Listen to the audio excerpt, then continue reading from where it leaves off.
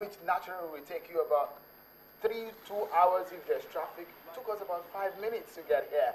So in essence, everybody is at the polling unit, and the enthusiasm, you almost can feel it, you almost can touch people's feelings, people's emotions for this particular process. And a major problem that I've seen so far in about 10 to 12 polling units that we've visited today across some of the major areas on the Lagos mainland is the issue of logistics. Early, the accreditation exercise was meant to start at 8 a.m., but in some areas like Onigbongo, one of the places we visited, the materials or the ad hoc officials didn't even arrive on ground until about past 9 a.m. in the morning. And so it tells you are the political editor. Is there anything different you've noticed from what we had in 2011? Yeah, in 2011 we had huge logistic issues. And one of the reasons why INEC created what they call the RACS, the racks, which is supposed to be very close to the local government areas. And in fact, that's the reason why INEC said that before the eve of the election, they would deploy the materials, the sensitive materials to these areas. The officials will sleep at the racks, and so that they can easily move onto the polling areas. This is one of the creations that INEC did after the 2011 election. And it's working. The creation of racks. It's working. It's better than what we saw in 2011. In 2011, we saw that in the city, in some metropolitan city, you won't even have ad hoc officials arrive on the ground until, say, 11 o'clock. But this time around, there's a bit of a difference in what we saw in 2011. There's a bit of little organization that we saw and little bit of communication that is being breached between INEC, their officials, and those on ground. But basically, in one of the places we visited, we saw only one police officer. And you know what INEC told us earlier, Sulaiman, that 3 police officers are supposed to be per polling unit. Three are supposed to be per polling unit. But at Onigbongo, only one person that we saw on the ground. Tell me about Onigbongo. I'm not very sure I know the place very well. Is it a volatile area, Onigbongo? Not volatile, but it's densely populated.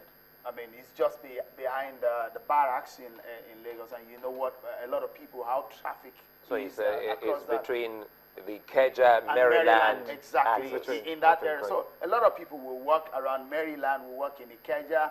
Some of them live in that area. So you can imagine how massive and how densely populated Onigbongo can be.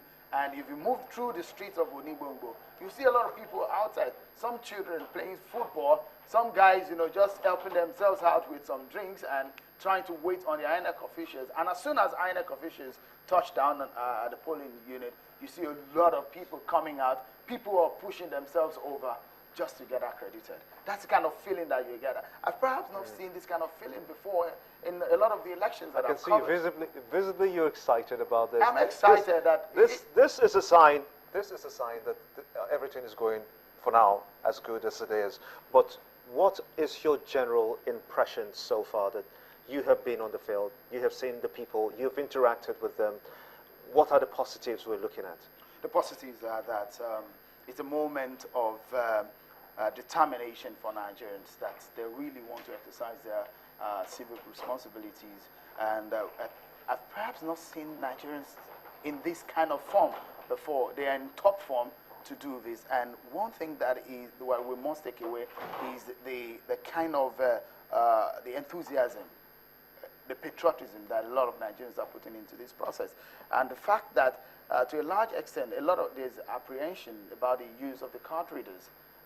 Some people, patience should be the key word, because if your fingerprint is not being accredited, we saw people who are agitated as soon as their fingers were not confirmed by the card reader. So generally, if you look across town and see a lot of places we went to, when the card readers are not working, people get apprehended, apprehensive, and they get agitated, which is understandable because you want to get through the process and you want to this is the first time we're using this kind of device. Yes, technology in our elections. Just like Mr. President on his SOT on his sound and tape, we heard him. He said that we have to be patient. He came the first time, he couldn't get accredited. He had to wait a little more, even after arriving at the unit at 9:19 in the morning. He waited a little more before he got accredited. That basically is the words being echoed, isn't it?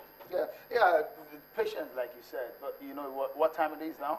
It's about 11:30 a.m. in Nigeria. So the patience might not work. Patience at times might be winding down, and people might be just be looking at the fact that we just have less than 2 hours to get this done, and I need to get it done. But the good part of it is that you know what INEC said.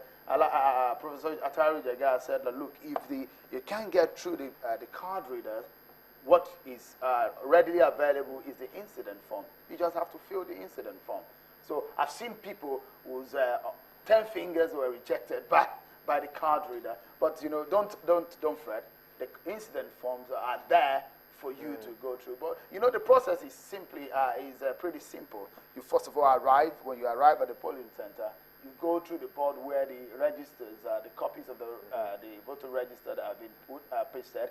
You go through, and as soon as you find your name and your corresponding number, you approach the ad hoc officials, and you queue up. When you queue up, when it's your turn, they look into it, check through your PVC, scan it. When it's accepted, that's just one step into it.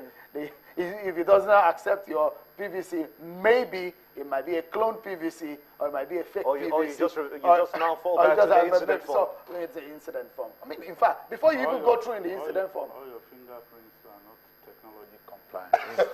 So, you know, I saw people, you know, the funny thing is that I saw people, when they arrived at that point, they said they use cream in the morning or oil they've eaten, and they had to clean their fingers with sand. You know, some people, you see them with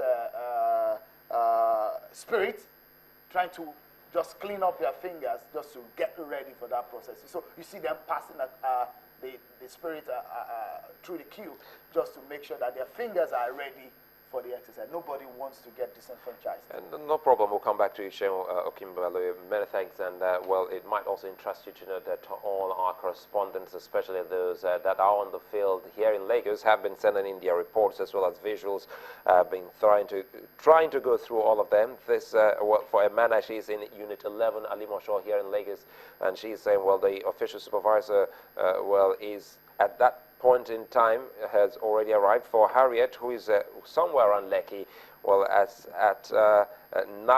7 minutes past 9 o'clock, that the official supervisor was on her way, and no INEC or ad hoc staff as at 9:07 in Alimosho Unit 11, reporting by Emana. Of course, Ogechukwu Osi has been in Oregon, somewhere around Unit 29, around a place called Lawal Street. And she's saying that they're having a bit of problem with the card reader in that particular place, and the INEC officials are up and about trying to fix and sort out that particular challenge. But we'll be going over to our Abuja studios now very quickly. We'll still have GT here. Captain Umar Ali is still very much around. And don't forget, you can also be part of this. We have so many mails. Gimbe, I was going to ask myself, where do I begin from? Well, we'll wait for our producers to sort this out. We have over 300 email already. Looking at the box is bursting out, and I really don't know how to handle this. We have a team of producers. They'll go through all of this, and it will be sorted out. And, of course, the hashtag Nigeria 2015. The Eyewitness platform is still very much on, and, of course, you know that the Twitter handle, and if it goes beyond 140 characters, then you have an email. That's what we say we're trying to look out and look at the moment and bring up all of these details to you. Nigeria 2015 at channelstv.com. That's the email address for you. It's right there up on your screen. Nigeria 2015 at channelstv.com. And of course, you also can get to watch these live anywhere in the world. We have people from Arizona who just reached out to us. We had to read that email from some body of students' union in Arizona in the United States. as early as it is for them midnight there. They are up and awake watching. And those in Australia and, of course, the United Kingdom and China, we have all your comments coming from Nigerians in diaspora. And, of course, when you have your device, all you need to go to the market or the App Store, just click on it and install the Channels app on your device, and what you do, just swipe, go to the Eyewitness platform, and you too can be part of this fantastic moment. It's a process and a moment we've all been waiting for here in the country. Now, moving forward to our Abuja studios, where an election observer, Tunji Lardner, is